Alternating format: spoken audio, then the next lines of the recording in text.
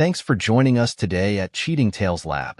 We're excited to share another great story with you. Hope you enjoy it as much as we did creating it. Now, let's get started. Matthew Holt stood outside his home. The weight of his duffel bag, nothing compared to the burden of the past 18 months. His fingers tightened around the strap, knuckles white with anticipation. The porch light flickered, casting an eerie glow on the once familiar facade. Something felt off, but he couldn't quite place it. He took a deep breath, wincing as pain shot through his side. The doctors had warned him about pushing too hard, but this was different. This was home. The thought of seeing Amanda and Jacob had sustained him through the brutality of war. Now, mere feet away from reunion, an inexplicable dread crept over him. Matthew pushed open the front door, the creak of hinges unnaturally loud in the silence. The scent hit him first, a cologne he didn't recognize, masculine and invasive. His eyes darted around the living room, taking in the rearranged furniture, the bare spots on the walls where family photos used to hang. It was as if someone had systematically erased him from the home. Before he could process the changes, heavy footsteps echoed from the hallway. A shirtless man strode out, muscular and oozing confidence. Nick, as Matthew would soon learn, sneered at the soldier. "I'm the owner of this property now," he said, crossing his arms. "You need to leave before I call the cops." Matthew's mind reeled. "Who the hell are you?" he demanded, his voice hoarse with disbelief. The sound of bare feet padding across hardwood drew Matthew's attention. Amanda emerged from the back, wrapped in a silk robe. Her eyes widened for a split second before her face settled into a mask of cold indifference. "Oh, you're home early," she said, her tone devoid of warmth. "Listen, Matthew, you need to go. He's right. You don't live here anymore. If you don't leave, I'll call the cops for trespassing." The betrayal stung, but Matthew's thoughts immediately went to his son. "Where's Jacob? Tell him I'm home." Amanda's expression softened for a brief moment, a flicker of the woman he once knew. But it vanished as quickly as it appeared. "Jacob's gone. He got into trouble and left town. He's been gone for months, Matthew. I don't know where he is." The news knocked the wind out of him. Matthew stared at Amanda and Nick, taking in every detail of their betrayal. The arrogance radiating from Nick, the cold detachment in Amanda's eyes. It would have been enough to send most men into a rage. But Matthew, trained to think under pressure, remained outwardly calm. Without another word, he turned on his heel and walked out of the house. The door clicked shut behind him, eerily final. Matthew drove aimlessly, each mile feeling heavier than the last. The hurt gnawed at him, a relentless ache that threatened to consume him.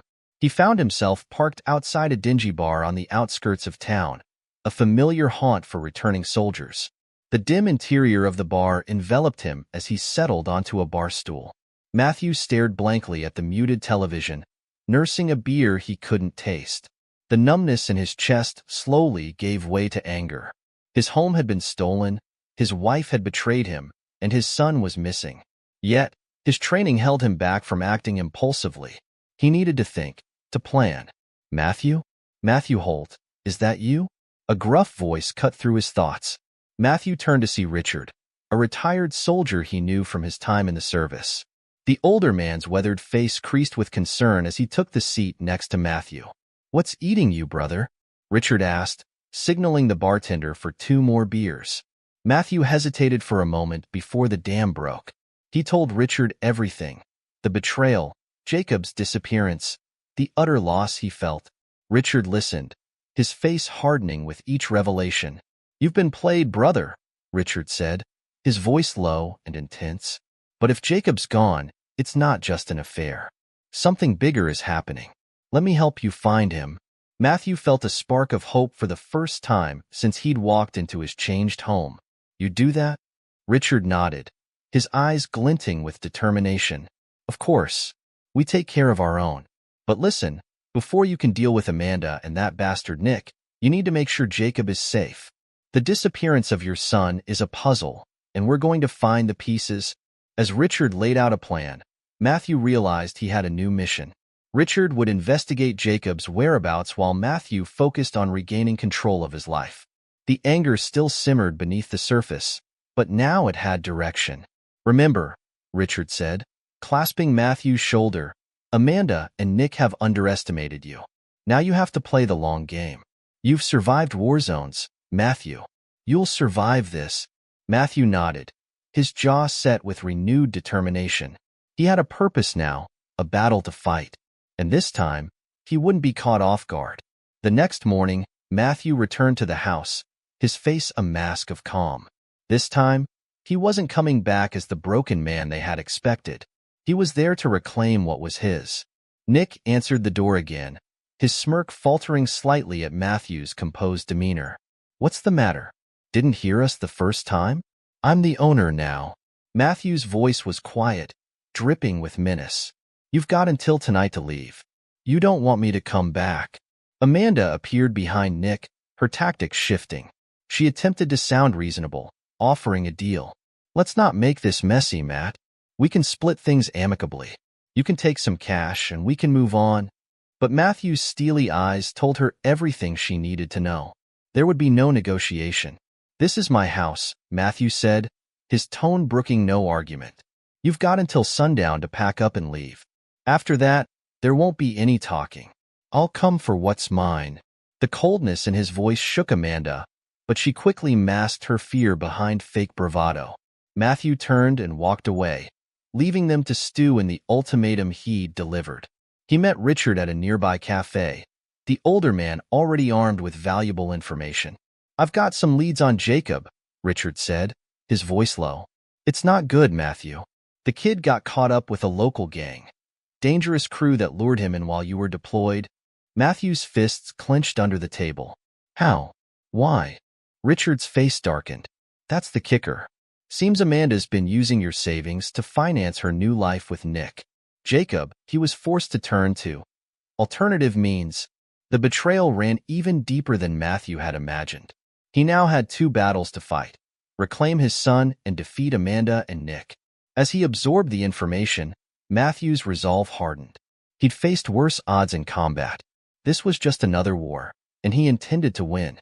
The sun dipped below the horizon, painting the sky in hues of orange and purple. Matthew Holt stood across the street from his house, watching as darkness crept over the neighborhood.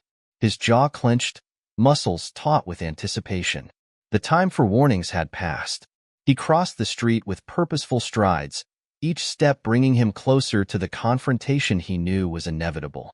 Amanda and Nick had arrogantly ignored his ultimatum, believing perhaps that his earlier calm demeanor was a sign of weakness. They were about to learn how wrong they were. Matthew didn't bother knocking.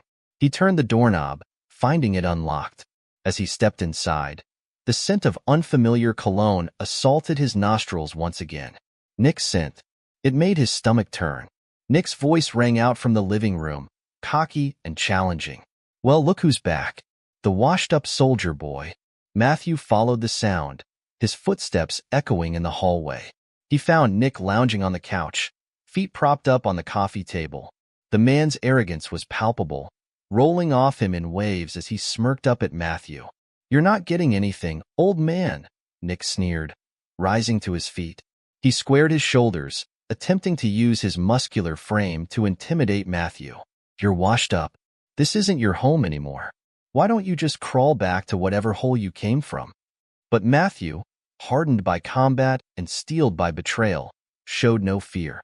His eyes, cold and calculating, never left Nick's face.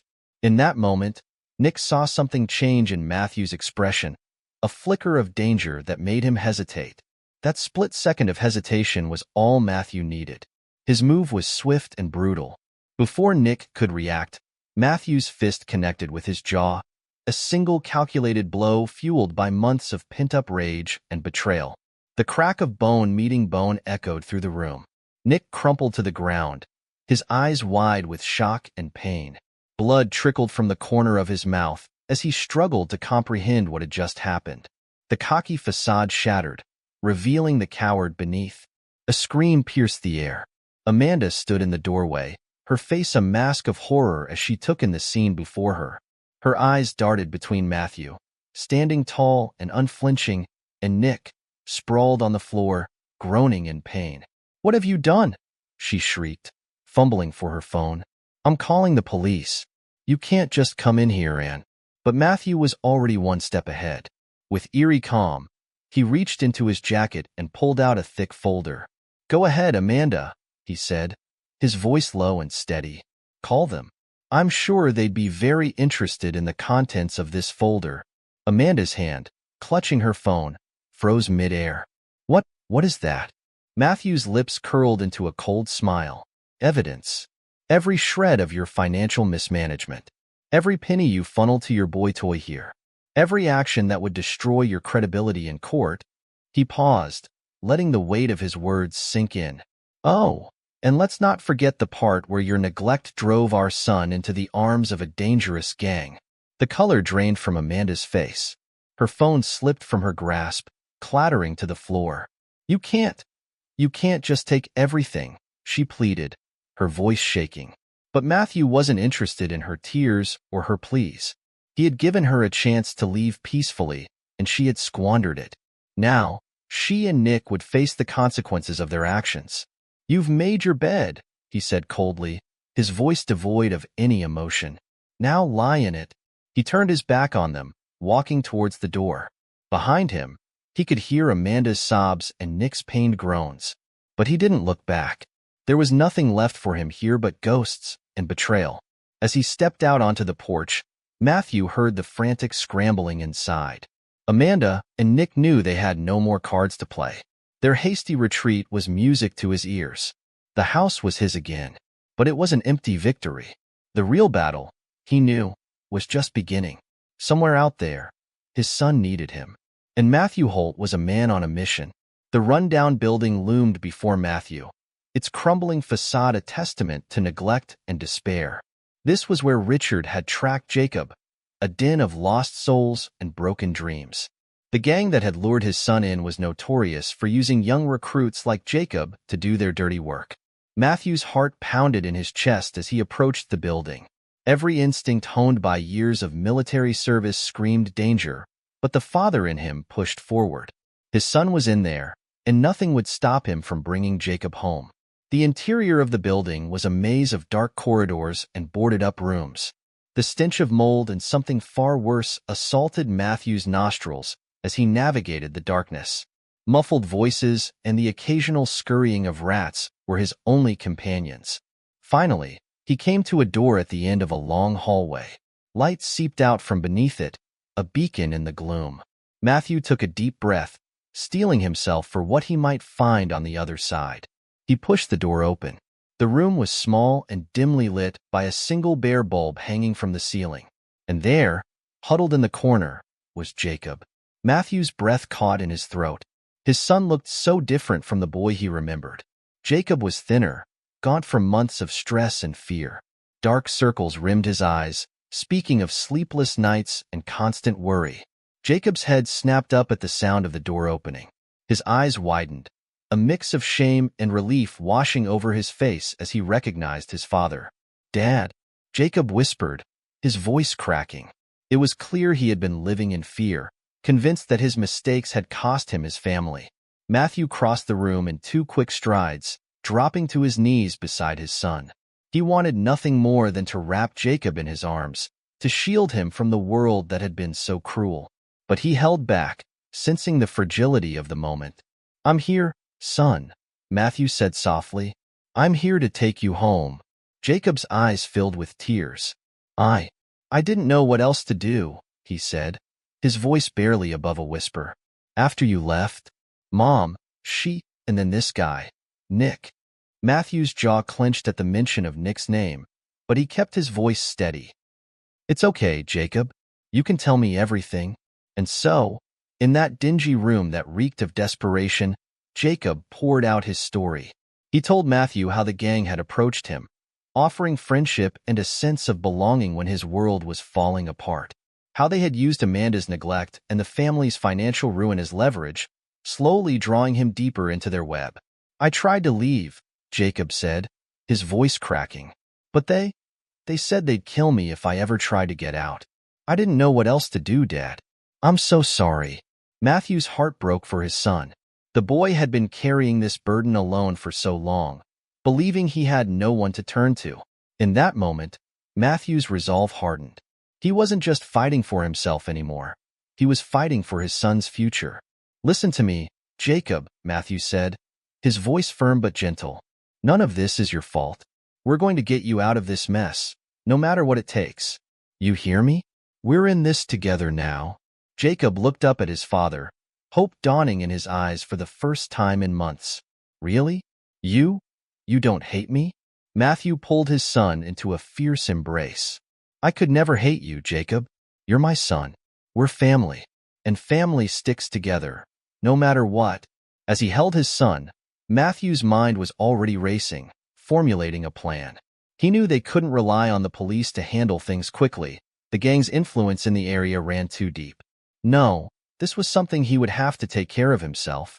His military training would come in handy once again. But this time, the battlefield was his own town. The enemy wasn't some faceless adversary in a foreign land, but a group of thugs who had dared to prey on his son. Matthew Holt had faced down terrorists and warlords. He had survived firefights and ambushes. Now, he would use every skill at his disposal to dismantle this gang and ensure his son's safety. As they left the rundown building, Jacob leaning heavily on his father for support, Matthew's eyes scanned the shadows. He knew the gang wouldn't let Jacob go easily, but they had no idea what they were up against. A soldier, a father, a man with nothing left to lose and everything to fight for. The war had come home, and Matthew Holt was ready for battle. The alleyway was shrouded in darkness, the feeble light from a single street lamp barely penetrating the gloom. Matthew and Richard stood in the shadows, their bodies tense with anticipation. The trap was set. Now, they waited. Jacob had been the bait, reluctantly agreeing to contact the gang and arrange a meeting. The gang, thinking Jacob was coming to settle his debt, had no idea they were walking into an ambush. Richard glanced at Matthew, noting the cold determination in his friend's eyes. "You sure about this?" he whispered. "It's not too late to call in some backup." Matthew shook his head. "We do this ourselves. The minute we involve anyone else, we risk the gang slipping away. This ends tonight." The sound of approaching footsteps silenced their conversation. Matthew's hand instinctively went to the small of his back, where his service pistol was concealed. He hoped he wouldn't need to use it, but he was prepared for any eventuality.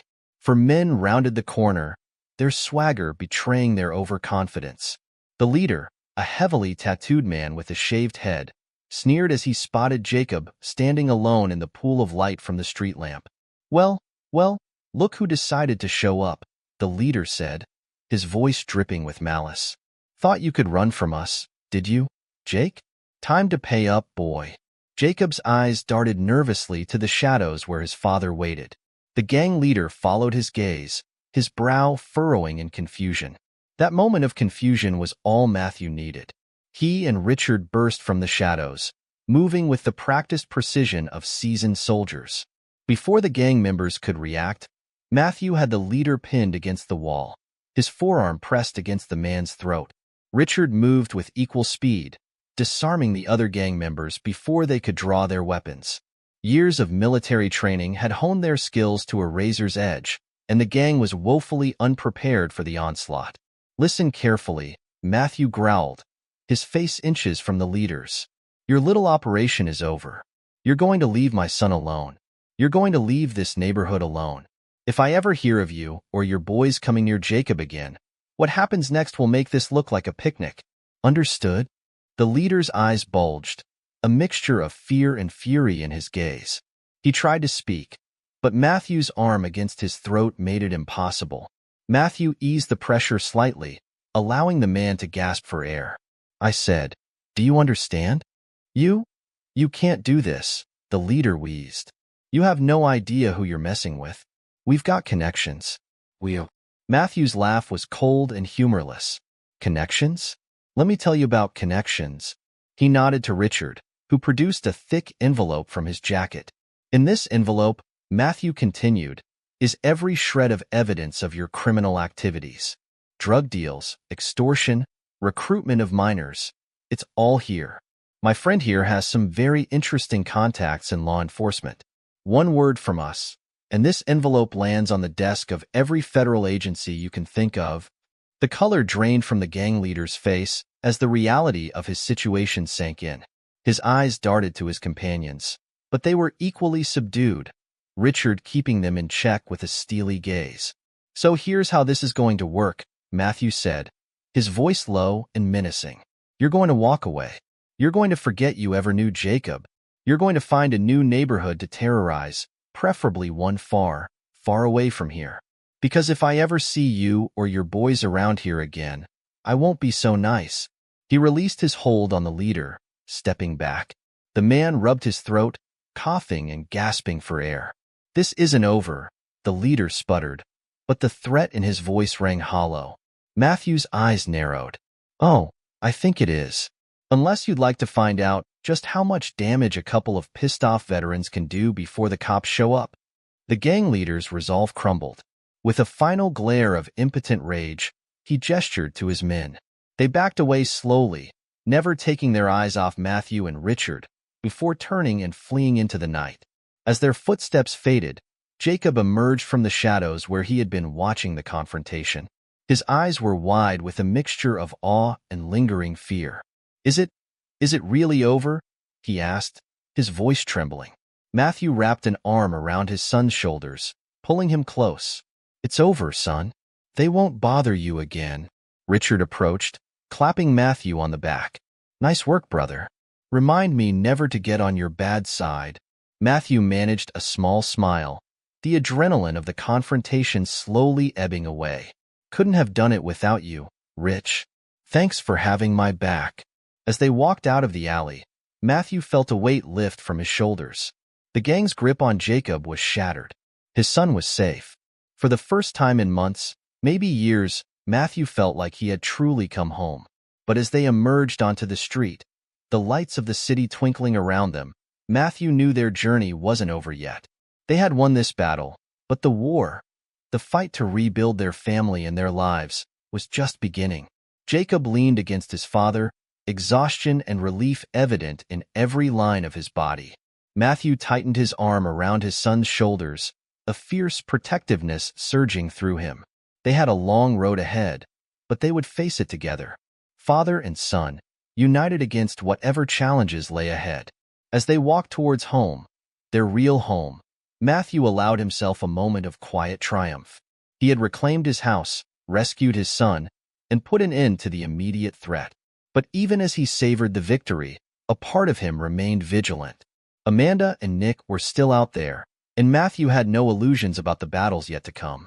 For now, though, he had his son back. They were safe, and that was enough. The rest could wait for tomorrow. The courthouse loomed before Matthew, its stone facade a silent witness to countless battles fought within its walls. This would be his battlefield now, a war of words and evidence rather than bullets and blood. But Matthew Holt was no stranger to war. He straightened his tie, a gesture that felt foreign after months of combat fatigues. Beside him, Jacob fidgeted nervously, his eyes darting around the crowded courthouse steps. Matthew placed a reassuring hand on his son's shoulder. "It's going to be okay," he said softly. "We're in this together." Jacob nodded, but the tension in his shoulders remained. The boy had been through hell, and now he had to relive it all in front of strangers. Matthew's jaw clenched at the thought, but he pushed the anger down. He needed a clear head for what was to come. As they climbed the steps, Matthew caught sight of Amanda and Nick. His soon-to-be ex-wife wore a tailored suit, her hair and makeup immaculate. She looked every inch the wronged spouse, a facade Matthew knew was as false as her vows had been.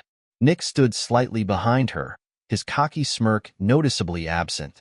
The bruise on his jaw had faded, but the memory of Matthew's fist connecting with it was still fresh for both men. Amanda's eyes met Matthew's for a moment, and he saw a flicker of something, fear? Regret? Before her mask of indifference slipped back into place. She whispered something to her lawyer, a weasel-faced man in an expensive suit, before disappearing into the courthouse. Inside, the courtroom buzzed with low conversation. Matthew recognized a few faces, neighbors, old friends, even some of Jacob's teachers.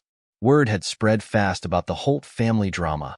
and it seemed the whole town had turned out to watch the spectacle. As the judge entered and the proceedings began, Matthew steeled himself for the battle ahead. Amanda's lawyer wasted no time in painting Matthew as the villain of the piece. "Your Honor," the lawyer began, his voice dripping with false sincerity, "my client, Mrs. Holt, has suffered greatly at the hands of her husband, a man who abandoned his family for months on end, who returned from war a changed man, unstable and prone to violence." Matthew's own lawyer, a sharp-eyed woman named Sarah, had warned him about this tactic.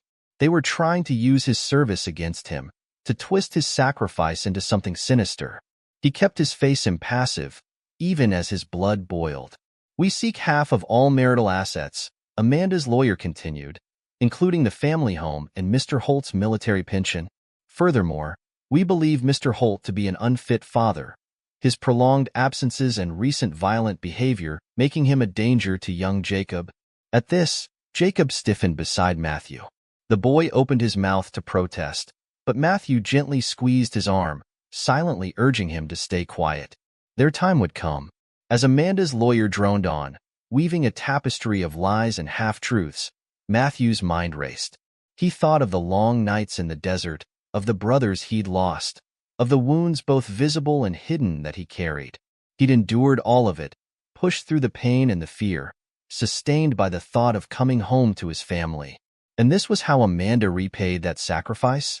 But even as anger threatened to overwhelm him, Matthew remembered his training.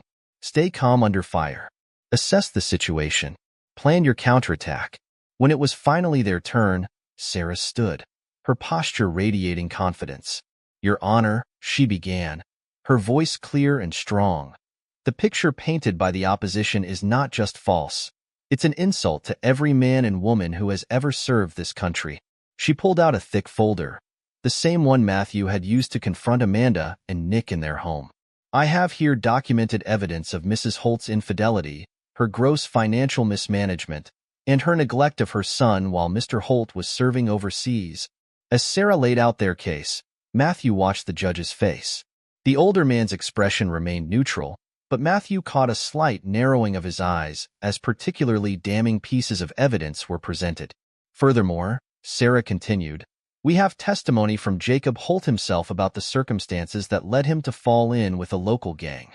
Circumstances directly resulting from Mrs. Holt's neglect and her prioritization of her affair over her son's well-being." At this, all eyes in the courtroom turned to Jacob. The boy shrunk under the scrutiny, but Matthew gave him an encouraging nod. Jacob took a deep breath and stood, his voice shaky at first but growing stronger as he spoke. "My mom. She wasn't there," Jacob said, his words cutting through the hushed courtroom. "When Dad was gone, she was always out with Nick.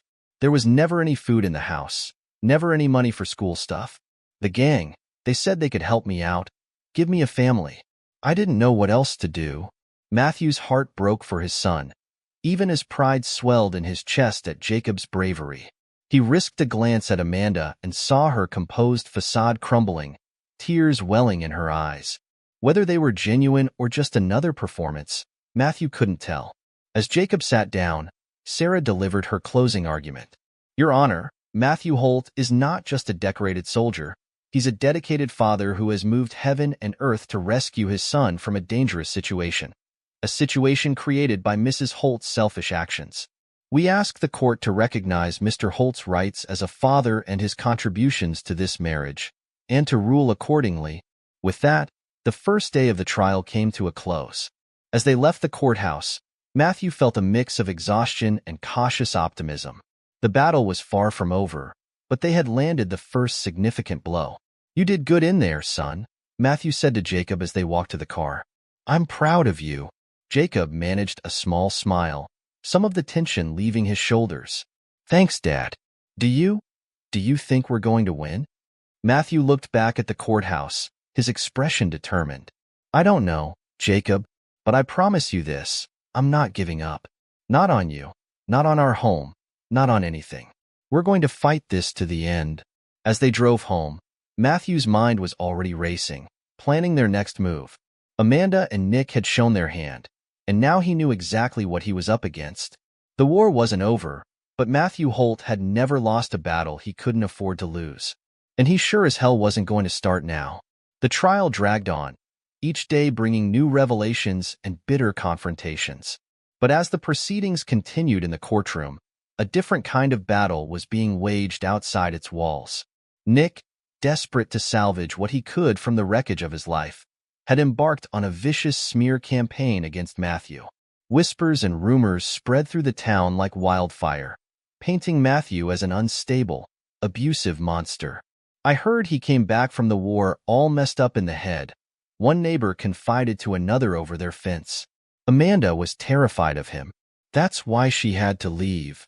"Poor woman," the other neighbor clucked sympathetically. "And that boy of theirs, no wonder he fell in with a bad crowd. Probably trying to escape his father's rages." The lies gained traction, fueled by the town's appetite for gossip and Nick's relentless campaign. Matthew found himself on the receiving end of suspicious glances and hushed conversations that stopped abruptly when he entered a room. But Matthew remained calm, a skill honed through years of high-pressure situations. He knew the truth would prevail, but he couldn't sit idly by while his reputation was dragged through the mud. With quiet determination, Matthew began to gather statements from those who knew him best. Former colleagues from his unit, neighbors who had known the family for years, even Jacob's teachers, all willing to testify to Matthew's character and dedication as a father. Sergeant Mike Donovan, Matthew's former commanding officer, wrote a particularly powerful statement. "I've known Matthew Holt for over a decade, in peacetime and in war. He's one of the finest men I've ever had the privilege of serving with. The idea that he would ever raise a hand to his family is not just false, it's offensive to everything Matthew stands for." As these statements began to circulate, the tide of public opinion slowly started to turn. People began to question the narrative Nick had spun, to see the desperation behind his actions. Meanwhile, in the courtroom, Amanda was growing increasingly frantic. The evidence against her was mounting, and she could feel control of the situation slipping away. In a moment of panic-driven desperation, she made a critical mistake. Late one night, Amanda approached Mrs. Jensen, Jacob's former math teacher and a key witness for Matthew's side. The two women met in a dimly lit parking lot, Amanda's eyes darting nervously as she pressed an envelope into Mrs. Jensen's hands. "I know Matthew's asked you to testify," Amanda said, her voice barely above a whisper. "But I'm begging you, please don't. This is for your trouble. Just tell the court you can't remember anything clearly. Please." Mrs. Jensen stared at the envelope in shock, then back at Amanda's pleading face. Without a word, she turned and walked away, leaving Amanda alone in the darkness. The next morning, Mrs. Jensen went straight to the judge's chambers, the unopened envelope in hand. Her voice shook as she recounted Amanda's attempt to bribe her, but her resolve was firm. As news of the bribery attempt spread, it was like a bomb had gone off in the middle of the trial. Amanda's credibility, already hanging by a thread, was utterly destroyed. The carefully constructed image of the wronged wife crumbled, revealing the desperate, manipulative woman beneath. Nick, sensing the shifting winds, attempted to distance himself from Amanda. But it was too late. His own actions, the smear campaign against Matthew, were now viewed in a new light. The town that had been so quick to believe his lies now turned on him with equal fervor. In the courtroom, Matthew watched as Amanda crumbled under cross-examination. Her lawyer, sensing defeat, tried to salvage what he could, but the damage was done. As Amanda stumbled through weak explanations and transparent lies, Matthew felt no joy, only a deep, aching sadness for what their family had become. Jacob, sitting beside his father, leaned in close. "Is it over, Dad?" he whispered.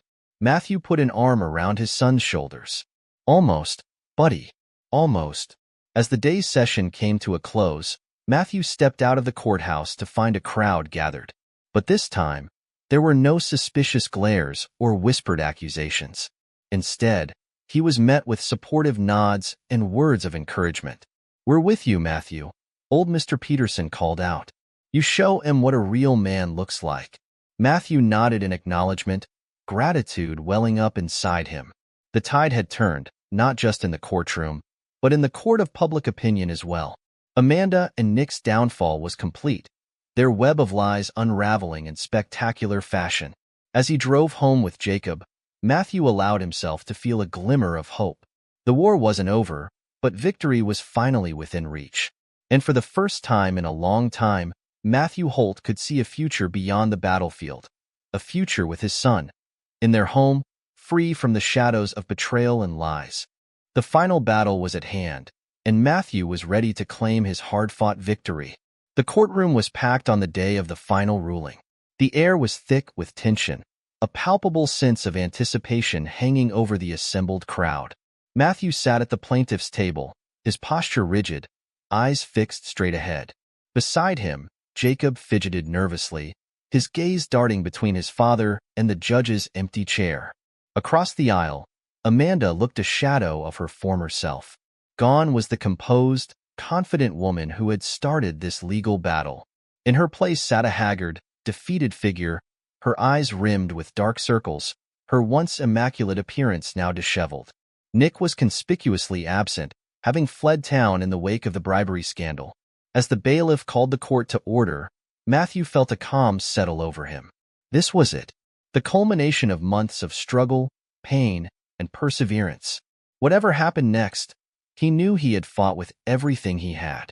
The judge, a stern-faced man with graying hair, took his seat and surveyed the courtroom. His gaze lingered for a moment on Matthew, then on Amanda, before he cleared his throat and began to speak. In the matter of Holt versus Holt, the judge began, his voice resonating through the hushed courtroom. This court has carefully considered all evidence presented, as well as the testimony of all relevant parties. Matthew felt Jacob's hand slip into his own, squeezing tightly. He returned the pressure, a silent reassurance passing between father and son.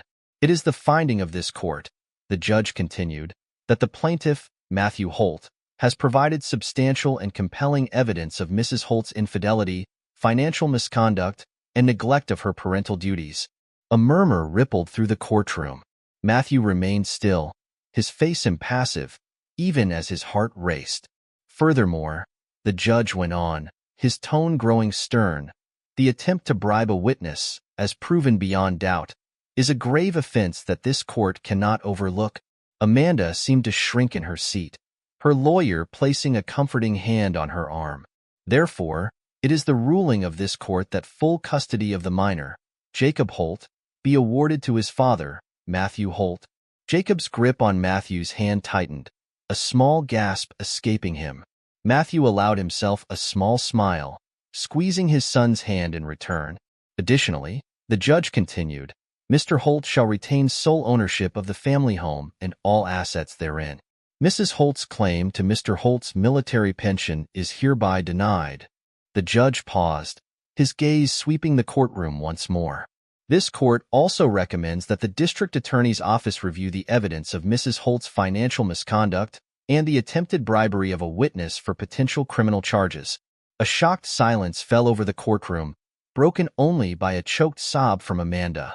Matthew felt no joy at her distress, only a profound relief that justice had been served.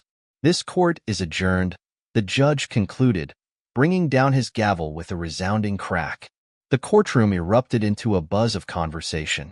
Matthew stood slowly, turning to embrace Jacob. It's over, son, he said softly. We did it. As they made their way out of the courtroom, Matthew caught sight of Amanda being led away by her lawyer. For a brief moment, their eyes met. In that instant, Matthew saw the full weight of her actions crash down upon her. The arrogance, the betrayal, the desperate attempts to cling to a life built on lies. It had all come to nothing. Amanda's eyes filled with tears as she was ushered out a side door, disappearing from Matthew's life just as suddenly as she had upended it. Outside the courthouse, a small crowd had gathered. News of the verdict had spread quickly. As Matthew and Jacob emerged, they were met with a round of applause and words of congratulation. You did it, Matthew, old Mrs. Peterson called out, her weathered face beaming. You showed him what a real hero looks like. Matthew nodded in acknowledgement, gratitude welling up inside him. These were the people who had stood by him, who had seen through the lies and stood for the truth. Their support had meant more than they could ever know. As the crowd dispersed, Matthew and Jacob made their way to the car. The future stretched out before them, no longer shadowed by uncertainty and betrayal. "What now, Dad?" Jacob asked as they pulled away from the courthouse.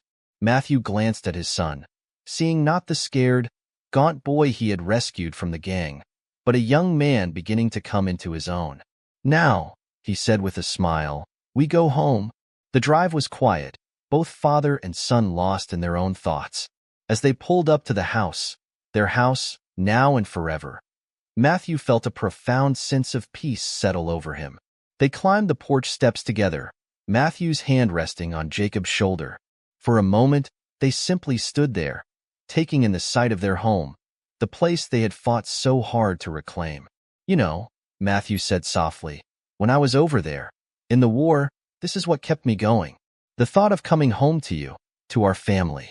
It didn't turn out quite the way I imagined, but—" He trailed off, emotion threatening to overwhelm him. Jacob looked up at his father, understanding in his eyes. "But we're here now," he finished. "Together." Matthew nodded, swallowing hard. "Together," he agreed. As they stepped inside, closing the door on the outside world, Matthew Holt knew that the war was finally, truly over. Not just the one he had fought overseas, but the one he had been fighting since his return. He had reclaimed his home, his son, and his life. The battles had been hard-fought, but the victory was sweet. In the days that followed, Matthew and Jacob fell into a new rhythm. They repainted the walls, rearranged the furniture, erasing the last traces of Amanda and Nick's presence.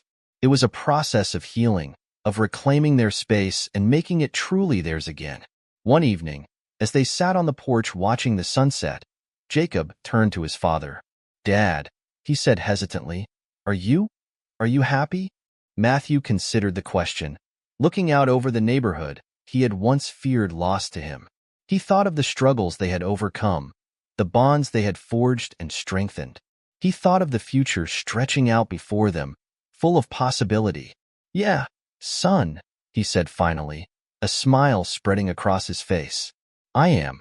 We've got each other. We've got our home. That's all I need to be happy." Jacob nodded, a matching smile on his face.